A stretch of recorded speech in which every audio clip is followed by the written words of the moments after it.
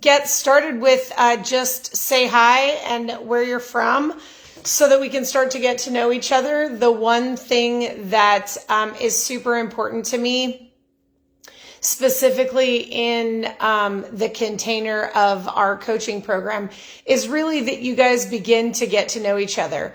As we evolve in our consciousness, whether it be in life or wealth or those kinds of things, it tends to limit the amount of people who truly can engage in conversation with us, because as we understand more things, different people don't understand those things. In fact, it was so cool. I was somewhere today and somebody said something about, what do you do? And I said, oh, I teach wealth consciousness. And she goes, what's that? And guys, like, I didn't even know how to answer, because it's been so long since somebody didn't understand that verbiage that I was like, oh, I teach people how to get rich.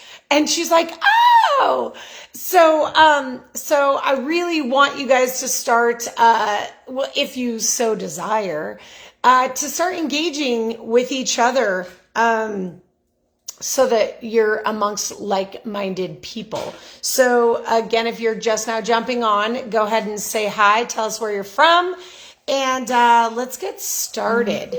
So it's been a long time since I've done a targeted training. And so I made some notes and I'm like, I don't even know where to put my notes. Guys, see, you don't have to have it all together. You don't have to have it all figured out. You just got to show up. So I'm trying really hard to figure out how to put my, oh, I just turned you around. Oh my gosh, we're going to have so much fun. All right, you guys. Yeah, they are fun conversations. Hi, Christopher. I'm so excited that you are here. Christopher and I have been engaging back and forth just in messages, and we have not had the opportunity to actually connect live. So this is super fun. I think when I looked over the list of people, most of you I have either met in person or have had a conversation with you. So Christopher, that's super fun that you are here. And he's in Boise. Yay! All right. So you guys, first of all, who is this training for? And kind of just like what we alluded to, it's not for somebody who doesn't understand the law of attraction. It's not for somebody who doesn't, who hasn't actually applied the law of attraction and had maybe some success. It's not for somebody who hasn't been on a personal or spiritual development for a while. Because what I'm going to invite you into is something that I think is fairly rare out there, right? A lot of people talk about manifestation, and a lot of people talk about the things to do in order to manifest, right? And I saw this really cool video the other day, and it talks about the phases of development in our journey. And he talked about when you first enter personal development, it's because you know that the world is happening to you, right? Everything's happening to you. And then we evolve, and then we recognize, ooh, no, things are happening for me. He says, and then we evolve some more and we recognize, oh, wait, I'm the creator. Now things are happening through me. And he said, and the final, thing over here is things are happening as me, but that's for the gurus. And that's for, the Christs and the that. But you guys, guess what? Oh, so his whole thing was, we want to teach you how to do the whole, life through me. But you guys, it's not reserved for the gurus, and it's not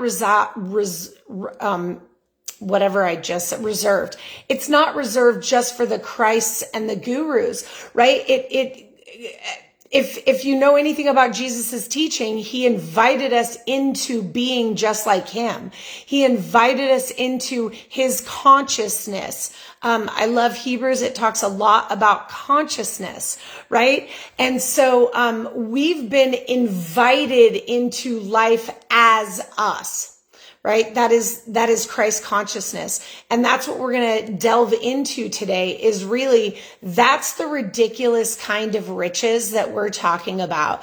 And some people go, well, Lori, not everybody wants to, sit on Rodeo Drive and drink out of a champagne glass. Great. Whatever your riches are, right? I'm specifically talking about dollars because to me, I believe that the fullness of life is being able to experience whatever we desire to experience. Well, in this physical world, that takes money. So when we knock out the whole money thing, then everything else has space for us to engage in, right? So if that's you, if you're ready to engage in that, then you're definitely in the right place. So I don't know about you guys, but I've been on this journey for quite a while. And for me, I would learn something and I would get super excited and I would have all these results and then I'd have this big dip down.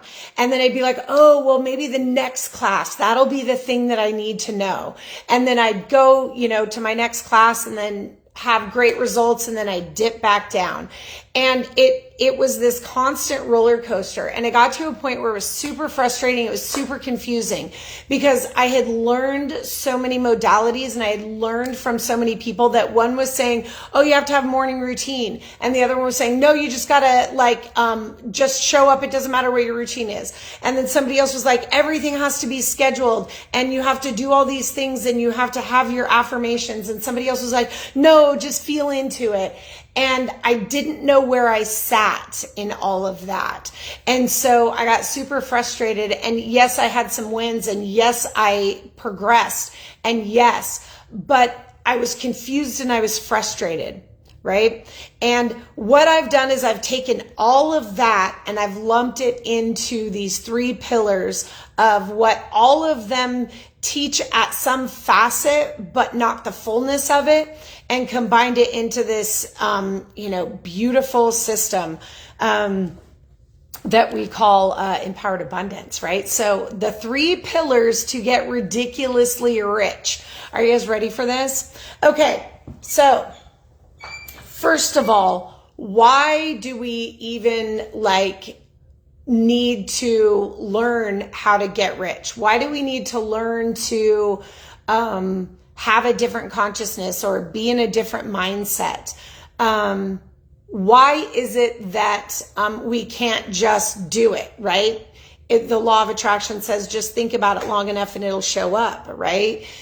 So what are the things that hold us back? Okay, so let's talk a little bit about that. Well, first of all, we're born into an understanding of our functioning as a human, right? When we come into this planet, our job, if you will, is to figure out, how do I be human, right? So we learn how to be human. And then most of us, if you're in this container, have had some kind of an awakening and we're like, oh, I'm a spiritual being, right? And then we do those manifestation things and we learn different modalities and we do all of the doing, right? From our human.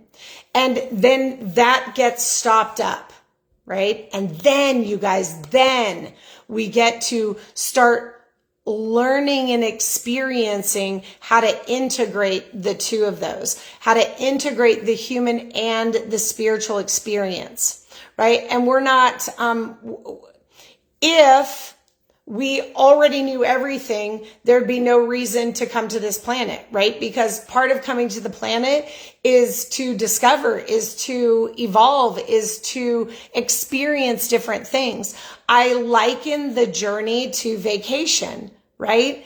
If we go on vacation, we come right back to our house, well, then what's the point of the vacation, right? I believe that this life is supposed to be a vacation. I believe that we leave the ethereal, we get a human body, we have this experience of this vacation, and then eventually our body finishes up and we go back into the ethereal, right? And I don't know all the nuances behind that. This is not theology. I don't know. I just know at some point in time, this body is probably going to shrivel up and die. And the me, that is not the body, has to do something, right? So when we look at what stops us up, well, one, limiting beliefs are actually part of the plan, right? Because if I could just learn everything just like this, what would be the fun of it? Oh, I experienced Hawaii. Oh, I experienced Bali. I've experienced tropical. Yeah, I can do that just like this, right? So sometimes, you guys, when we recognize that our limiting beliefs are actually part of the process, part of the gifting of being on vacation, right? Rediscovering what it feels like to put our toes in the warm waters in Hawaii, right? Here's the other thing, though, that really is the thing that we go, why is that in the way, right? We can see, okay, I get why limiting beliefs are kind of a benefit. But there's also all of the beliefs that have become a habitual pattern because that's what we were taught, right? Our parents taught us, even if they didn't say words or say, okay, sit down, we're going to learn how to do, learn how to do life right now. Even if they didn't do that, they modeled for us what life looks like, right? They modeled for us what life looked like. And what we do in our subconscious mind is we take and we put all these file folders, or all the information in these file folders, right? We say, oh, dads do this, moms do this, money looks like this, sex looks like this, relationships look like this, friends look like this, money looks like this, right? And then we grow up and we're like, business is hard. Making money is hard. Finding clients is hard. Guess what, guys? That's just a learned behavior, right? We just learned that somewhere along the way, and now we're at this point where we can unlearn, right? So we're learning and we're unlearning. Okay, here's the other really big, specifically with money. And again, that's our jam. That's what we're going to dive into. Specifically with money, there's a lot of religious beliefs. There's a lot of religious stuck patterns. Right? And so things like, you have to be good in order to, know God, and being rich is bad. So you can't know God if you're rich.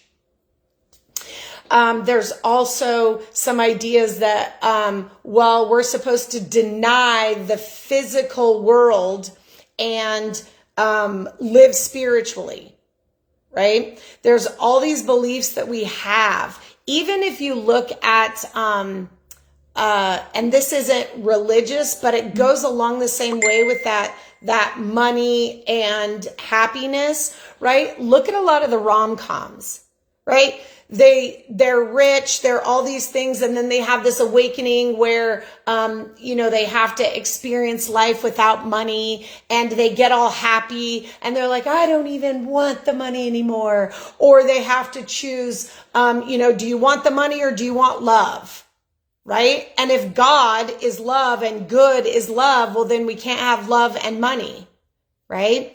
One of the biggest misquoted verses in the Bible is, money is the root of all evil. Well, it's the love of money. And if we look at that, and we won't get into that, but they even mistranslate the word money in that. And it actually means something completely different. I'll have to do a live all just about that.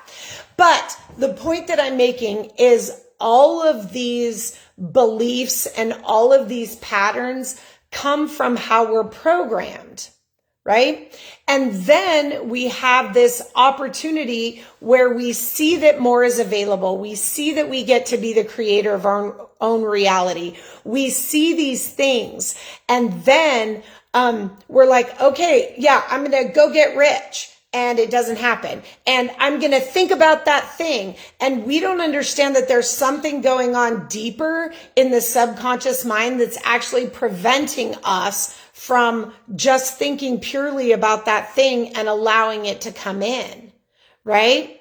So when we recognize all of the ways, and guys, the biggest part of this is nothing's wrong with you. Nothing's wrong with you. If you have not manifested the money, the life, the relationship, the anything up to this point, it's not because something's wrong with you. It's because you don't have all the information. But let me tell you this, all the information you've gotten to this point has brought you here. All the information is like stepping stones that are like one on top of another on top of another.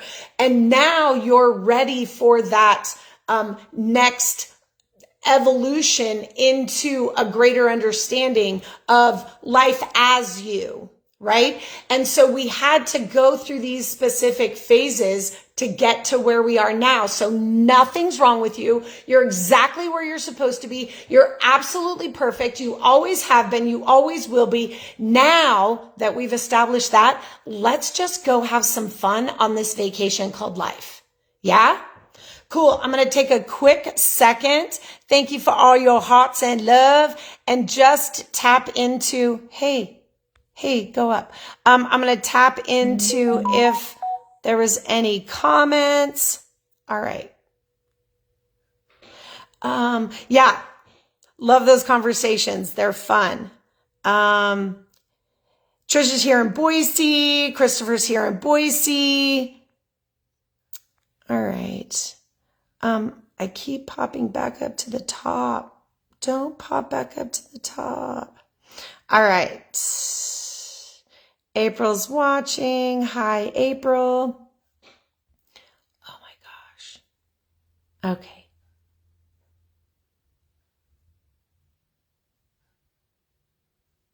Yeah, I like the view of ultimately the role of playing a game. All right.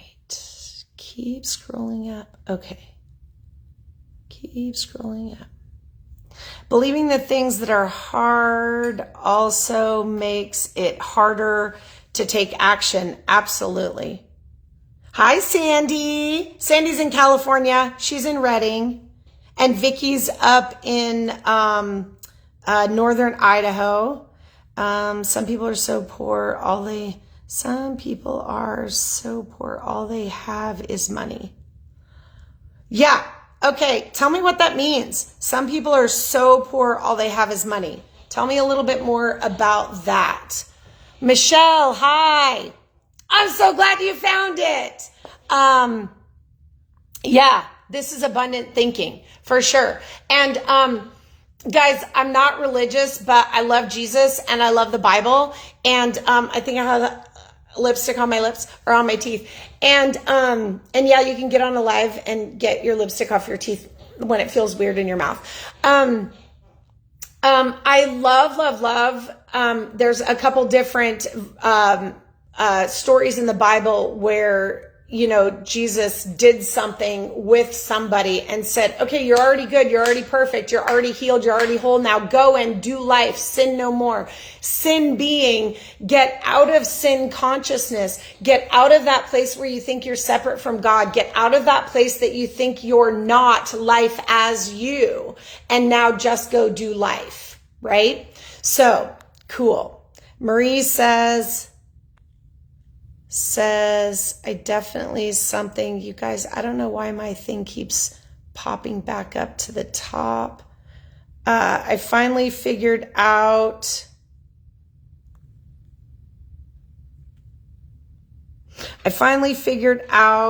oh, and I'm here. Yay, Marie.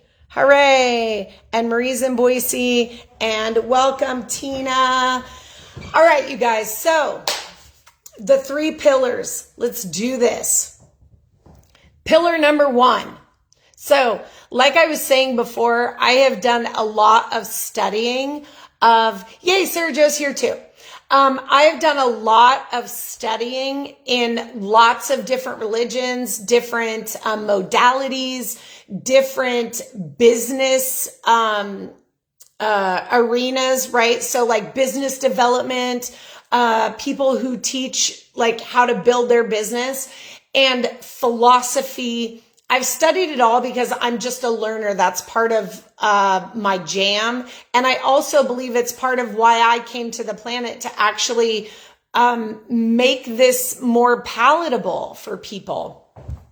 And so the one eternal, ever flowing through every single thing I've ever learned for people who desire more, for people who want more in their life, whether it be more spirituality, more money, more business, more relationship, more anything, it doesn't matter. Anything that somebody ever wants more of, there is one specific thing that runs through every single teaching. Are you guys ready for it? Anybody want to guess? Everyone's like, no, I don't want to guess. Okay, guys, here it is. Know thyself. Know thyself. And again, in the Bible, it says, as a man thinketh in his heart, so he is. As a man thinketh in his heart, so he is. And that word thinketh, and we go think, wait, we're supposed to think with our head. Well, actually, our subconscious is our heart region.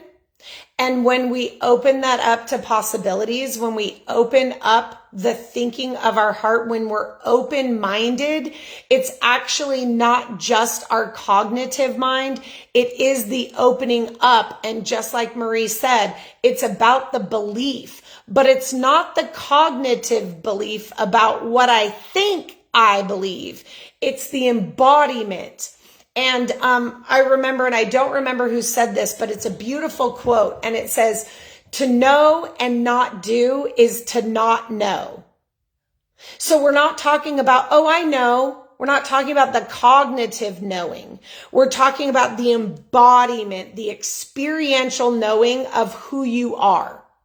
Right? So pillar number one is you have to know who you are. Well, what does that include? Well, that includes like being self-aware.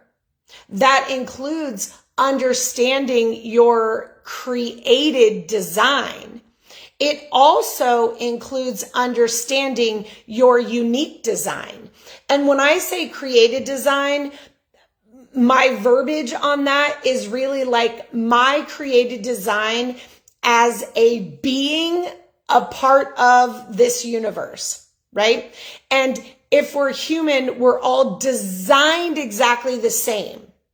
But how we play out that design is our unique expression of that design, right?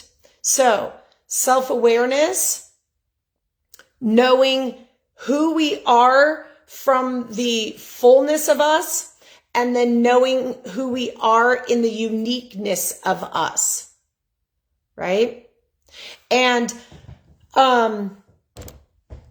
when I'm trying to think of, I saw this thing again, guys, if you're new to this container, if you're new to me, I got lots of information, but because I can only hold so much, details just go, and I'm trying to think of who said this, but I don't even remember.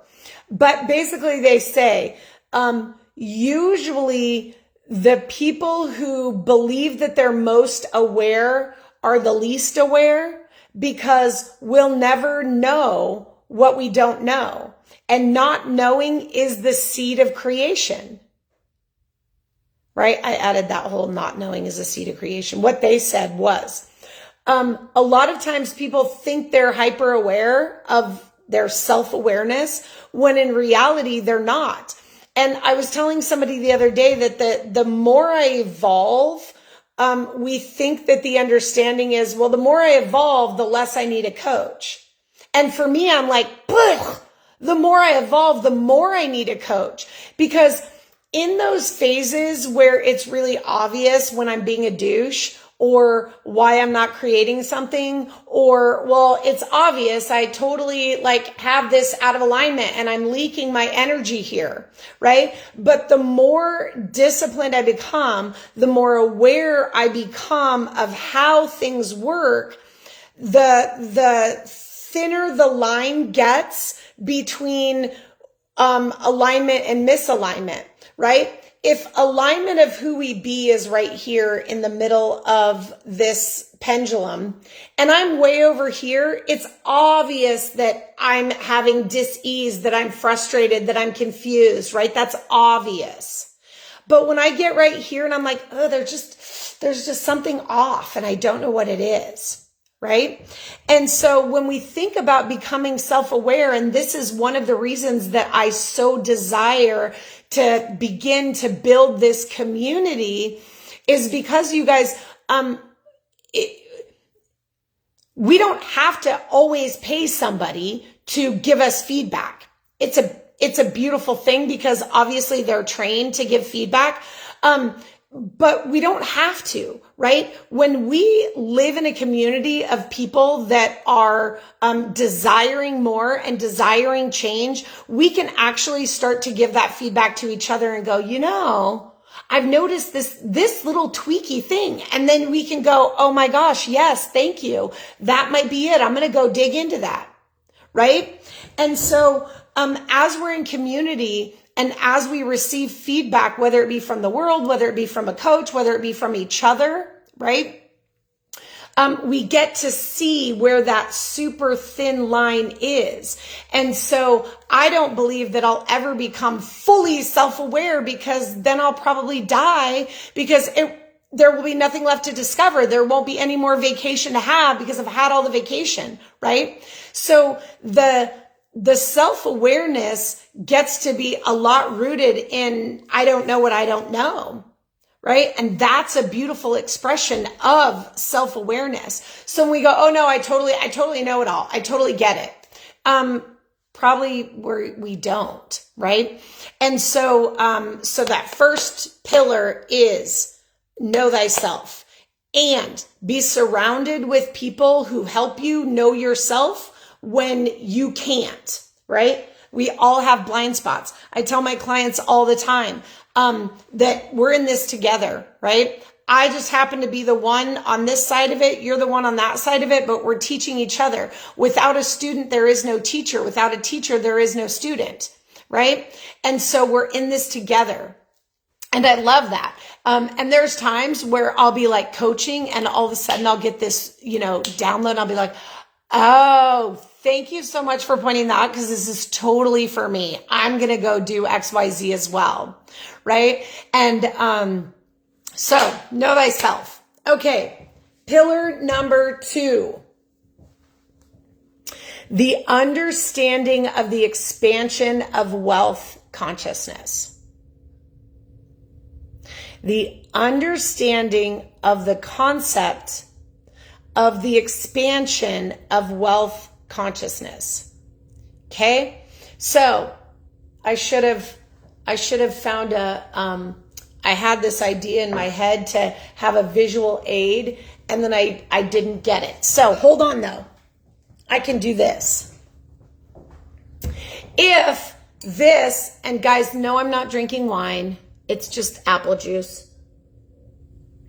But I like a sexy glass. So if this is my wealth consciousness, okay, this is my capacity for wealth. Now, what creates our capacity for wealth? Exactly what we just talked about.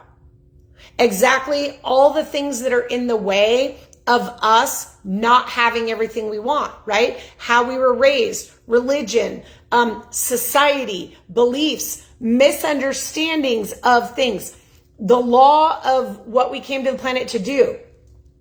Some of us, because the world says rich is XYZ. Okay, but to one person, rich is $100 in their pocket. To somebody else, rich is $1,000 in their pocket. To somebody else, it's not even about the dollars in their pocket. It's about the relationship that they have at home, right?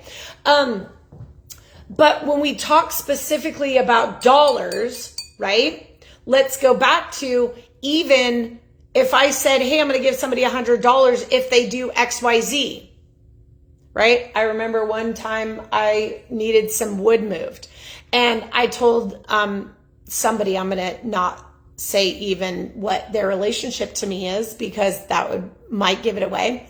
But I told this person, I'm like, hey, I'll give you $100 to go out and move this wood. And they were like, no, thanks. To them, it totally wasn't even worth it. Was not even worth it to do that.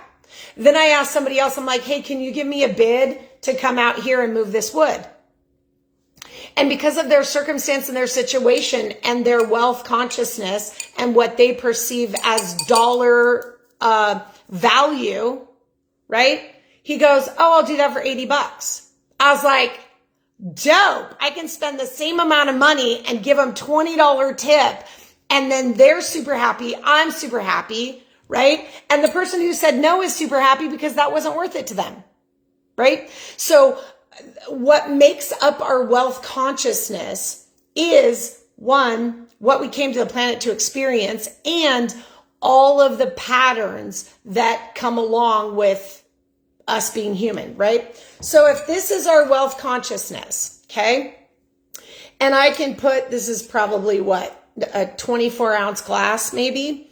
I can put 24 ounces of dollars in this glass, right? 24 ounces of dollars in the glass.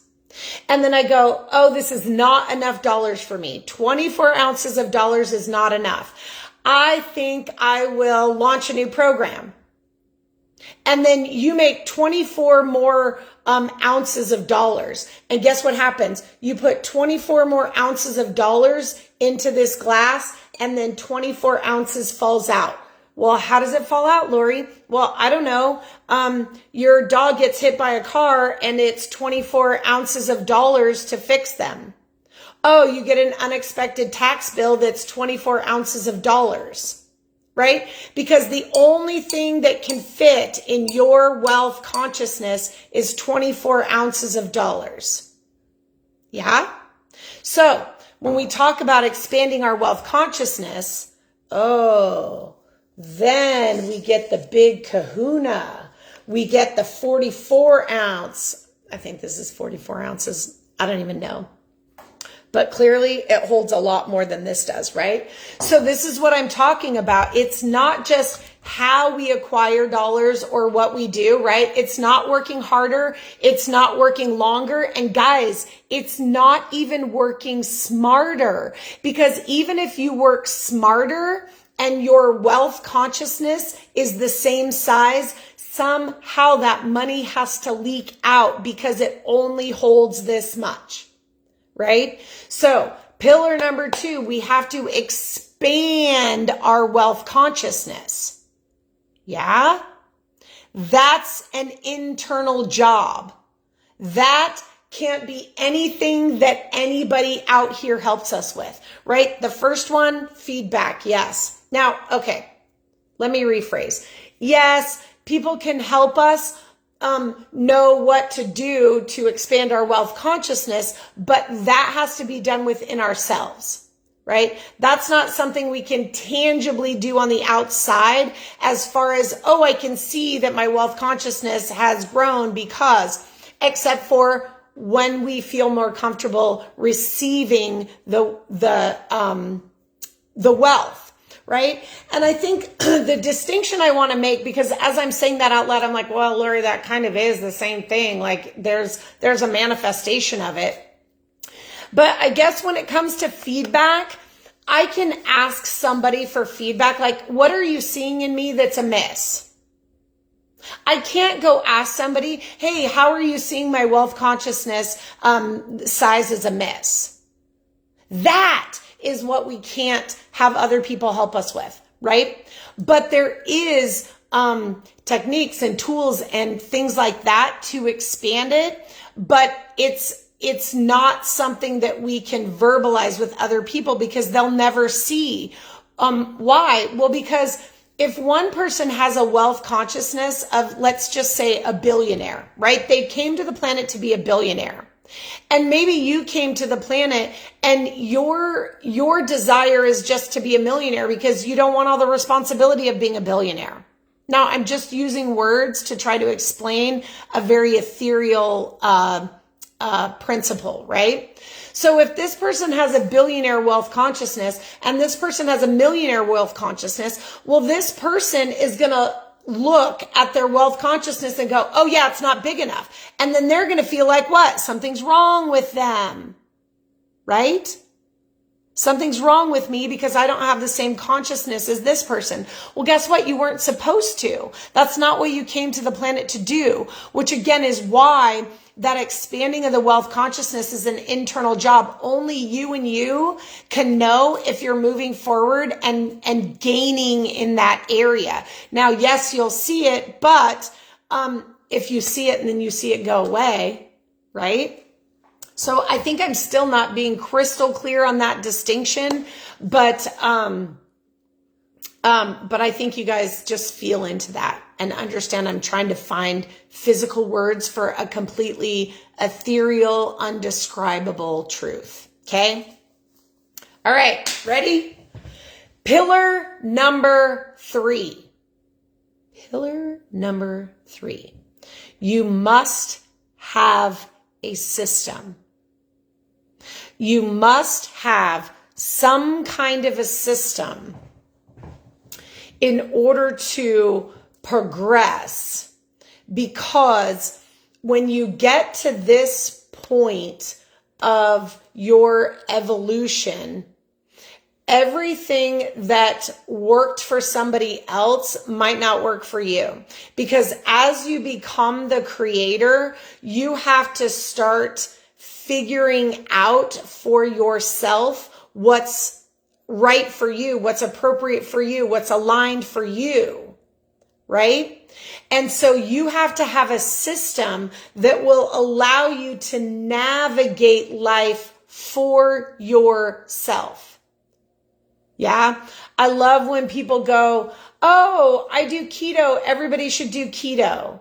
Oh, don't have any debt. Everyone should have no debt. Oh, I put my kids to bed at 6 o'clock. Everybody should put their kids to bed at 6 o'clock. Well, just because it works for one person doesn't mean it's going to work for other people, right? So you must have a system that doesn't tell you what to do, but allows you to navigate where you are and where you're going, right? There's lots of them out there. There's lots of books. There's lots of systems. There's lots of tools. In this container, we happen to use the MFREE method. And basically what the foundation of the MFREE method is we are 100% human. We're 100% spirit. There's laws that are attached to both of those elements of us. And what the system does is it allows us to see, am I too much in my human law? Am I too much in my spiritual law? Right? Because if we look at the law of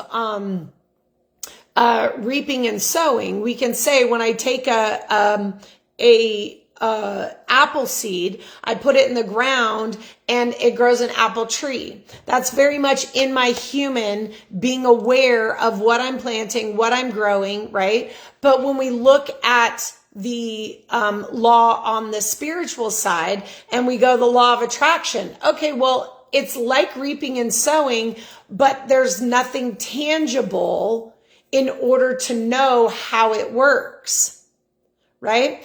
And so when we look at, let's just look at one of the principles in MFREE. So in the law of attraction, like attracts like, right?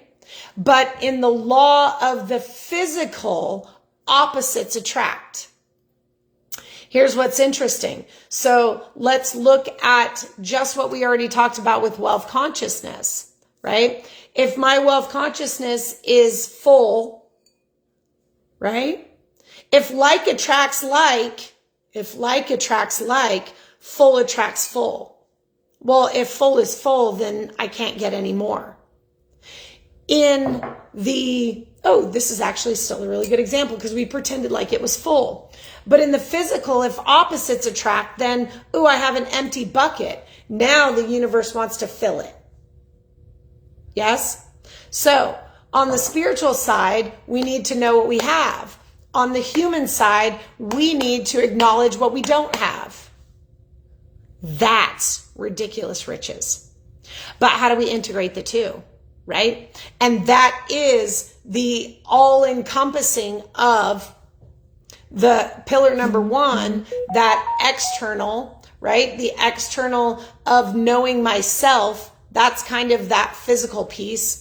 Then there's the second pillar of the expansion of wealth consciousness. That's very much the ethereal part, right? And then we need a system to bring the two together. And again, lots of systems out there that can aid you in that. We just happen to use the M-Free method, and we love it, and we have great results with it. I call it a GPS for life. Basically, we know where we're at, we plug in our destination, and then we let the universe go, turn left, turn right, turn left, turn right.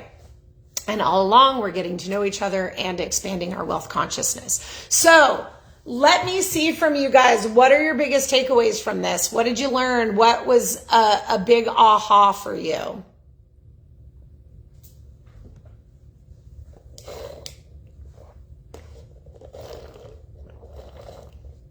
Somewhere my straw is broken because I'm not getting very much water out of here. Oh, I love how Christy says, I drink water in my sexy glass too. Yay. I love that. Ahas, guys. Here's what's really cool about ahas. If it's inside of our head, we can still mull it around and we can shift it and we can move it. When we actually verbalize it, even if we verbalize it through typing, through writing, through our words, it's really cool. It solidifies that we embody it, right? It is the transition from the intellectual to the embodiment of it. So Marie Wallace, I should probably just put my glasses on instead of trying to figure out.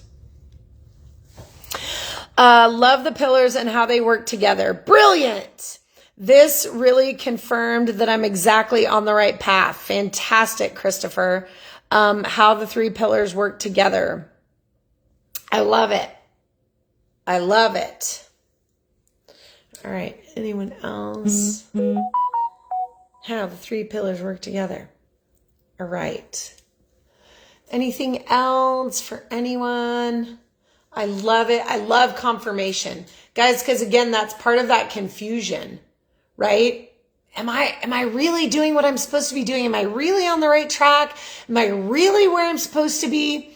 I'm doing this cleanse and I am on day 8. I'm on day 8.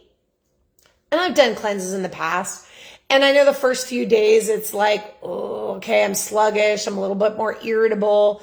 But it's day 8. And I sent her a message. I'm like, okay, I feel like it's getting worse. I feel like I'm more tired, which then I feel like I don't get enough sleep, which makes me more irritable. And she's like, this is totally normal for this cleanse because it's going so like deep rooted. And the minute that she was like, it's normal for this cleanse, I was like, oh, perfect, great, fantastic, no problem anymore. Right? But before, when I had the idea in my head because of, oh, this is so good, because of my past patterns of being on cleanses. And I'm like, no, usually by day 4, I'm not cranky and tired anymore. Okay, I'm day 8, still cranky and tired, right? So my past beliefs, well, it wasn't this kind of cleanse. This is like some crazy on crack cleanse. That goes like 90 days. And so again, the minute that she said, oh yeah, that's totally normal for this, I was like, oh, well then I just keep going. So I love that, Christopher. Vicky says, I love how when I'm in alignment, my pullers support